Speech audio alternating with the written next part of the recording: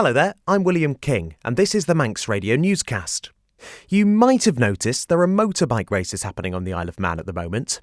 This is the third year that video coverage of the Isle of Man TT has been broadcast live. McGuinness, 109th TT start, 47 podiums, 23 wins. Last year, 64,000 people around the world paid to watch the TT Plus live stream. The video coverage is made by Manx company Greenlight Television. And given the sheer distance covered by the TT course, all 37.73 miles of it, and the speeds of more than 200 miles per hour often reached by the riders, I've always wondered how Greenlight do it. So I went to their offices in Tramode to speak to David Beynon, who's a producer of the live stream and director of Greenlight, and their production manager, Aisling Ridout. On the live stream, we've a total of 36 cameras.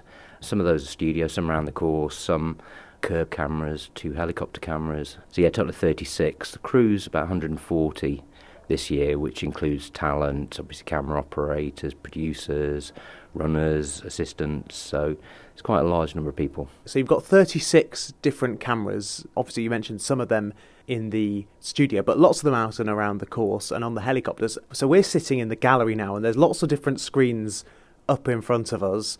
Tell me, how do you know which shot to go to? Well, I mean, you obviously trying to tell the story of the race is the key thing.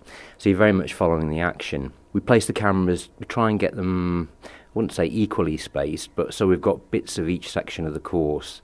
So as the lead riders move around the course, our coverage shifts with them. And obviously, superbike race, there were lots of stories throughout the race, but the battle up front was the one we really had to concentrate on, and what an absolutely fantastic battle it was. Michael Dunlop's got some sort of issue. He had such a huge lead, but what has happened here? That little side pod on his helmet. That's the side pod. I saw him playing with the side pod, and that's it, and you cannot go on. You've got to get it sorted. I think he will get it sorted. Yeah. But how much time is he going to lose? He needs to get out there as quick as possible. It depends what's wrong. He's got to get that side pod on, otherwise the whole visor will come off. To me, it's just fascinating that not only is that the cameras on the ground, but also helicopters in the sky working out how long they're going to be tracking one rider for before they move back. Is that sort of thing planned in advance, or do you sometimes have to work it out on the go? No, totally on the go, because it depends what's happening in the race. You also have to factor in wind, speed and direction. I think certainly on the sidecar race and the Supersport race, there was a really strong northwesterly wind. So the helicopters were getting hit by a 30-knot headwind, which obviously slowed them down considerably. So the bikes were just leaving them on going down the Central Valley. They had plenty of speed coming back over the mountain. So you have to weigh that into effect. But also, as I say, it's what's happening in the race. You want to try and get from the helicopters a variety of riders, because it's a chance for the commentators really to talk about them, because the shot might be on for a lot longer than you would be from a quick shot at Gorsley, for example, which gives a real wow effect, but it's obviously a fairly short shot. So the helicopter's the real chance for the commentators to talk about that particular rider. Between Peter Hickman and Dean Harrison. Yep, this year leader, Peter Hickman, climbing the mountain at the moment. This section, of course, he absolutely loves and It's thrives his. on. Yeah. He's generally quicker than most of the people over the mountain. He loves this more open section. Still a really good battle going on for fifth, by the way. Does it ever happen where you sort of wish you would be able to show a few things at once, or do you ever think afterwards, oh, that would have been a great shot, but we just didn't, that's working in a live environment. Do you ever get those moments? Of course, yeah, and I mean, it's very different covering the TT to covering a race, say, at a short circuit. At a short circuit, obviously, you can move around, so you can be showing a battle for the front, for the lead, very quickly change back to the battle for third and fourth, the battle for seventh and eighth. With a TT course and it being a time trial and just the sheer distance involved, it's very difficult to move around within the positions within the race. And pretty much when you start on a lap, once the helicopter's gone, it's gone. You can then maybe wait back for a rider further down, but by that point, you've got no way of catching up with anybody else. So really, once you've sort of started on the sequence with the helicopter, it's pretty much that's going to be the main focus of the race, because that's where we have the most coverage, wherever the helicopter is. Obviously, the cameras on the ground behind it will film all the other riders as well, and where we can, we're trying to move further back down the field, and because obviously there are stories throughout the race, and as many of those as we can get over, the better, really. Well, like the other night with the Emmanuel Clement and Todd Ellis, it was good to see a bit of on-board action from them, especially in the ITV4 programme. How do you decide who to put on boards with? Is that another sort of similar consideration? Yeah, I mean, we're very fortunate. We have quite a lot of onboard cameras available, so yeah, we just try and spread them around, very much so. Do any riders not like having them on? Some prefer not to have them, yes, yeah. But, we try and just persuade and work closely with the teams. Again, Department for Enterprise are very helpful in speaking to teams for us, and not many who don't carry them now for us, which we're very fortunate for. Before the live stream was introduced a few years ago, you guys were producing the highlights shows for ITV4 as well. How does this compare to that? Well, we're doing both now, so we do the ITV4 highlights as well. It's just a very different thing, really.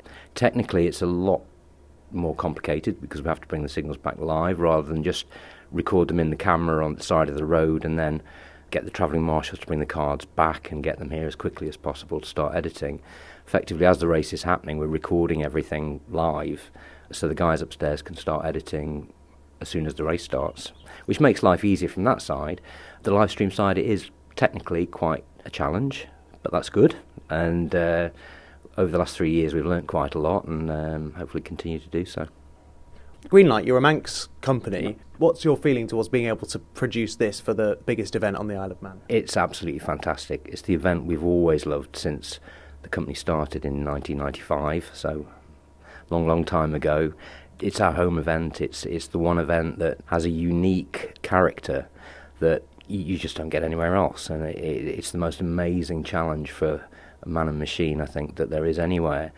So for us to be able to do that on the island is fantastic. We're very fortunate. We've got a great working relationship with the Department for Enterprise and the motorsport team, and it's a really very much a sort of team collaboration between them and us, and it's a fantastic thing to be involved with. What about the impact on the wider event from people being able to stream it, whether it's in a pub in Peel or in their home in South America? Yeah, I mean, I think it can be transformative. Just for the spectator to be sat at the side of the track. In the Superbike race previously, you'd have seen the riders through 6 times, and now obviously you can sit there with your phone or your iPad and watch the whole race develop, plus get to see them as they come past. I've not had the chance to see it the other side. I've always been in this room, but I imagine that's quite transformative. And certainly I think live coverage of any sporting event broadens and widens its appeal throughout the world. You've seen that through Premier League football, gone from the days of Match of the Day only on a Saturday evening to, well, I would suppose about 50% of the games available live in the UK. And there seems to be no end to the appetite for live sport, and being able to deliver that with a TT, I think, will definitely broaden its appeal. I'm Aisling Ridout and I'm the production manager at Greenlight Television. Producing the TT is quite a large logistical challenge for us. We have a huge number of crew, both full-time and freelance staff that we bring in, so the planning and the coordination of that is quite large compared to some of the other events that we cover throughout the year. Just talk us through when planning starts for it. Is it something that never ends, or do you sit down one day and think, right, who are we going to get this TT? Well, planning for me starts as soon as the checkered flag flies on the senior race day, so it is a full year-round thing. We book crew well in advance because they're very skilled camera operators. They're very good at what they do, so they're highly in demand, so we have to get in there early and book people. And then certainly from, logistics and being in touch with homeowners and sorting all that kind of side of things out is pretty full on, so it takes quite a long time. There's quite a big build-up to it. And then tell me, you put in all of that work in advance, and then you see the live stream or you see the highlights programme, you see your name in the credits on ITV4. What is that feeling like? Oh, it's a fantastic feeling. I'm very proud. It's a massive team effort. Everybody involved really puts in such a long stream of work across the fortnight. So, I'm proud of everybody that works on the event. Thank you for making it to the end of the Manx Radio newscast. You are obviously someone with exquisite taste. May I politely suggest you might want to subscribe to this and a wide range of Manx Radio podcasts at your favourite podcast provider, so our best bits will magically appear on your smartphone. Thank you.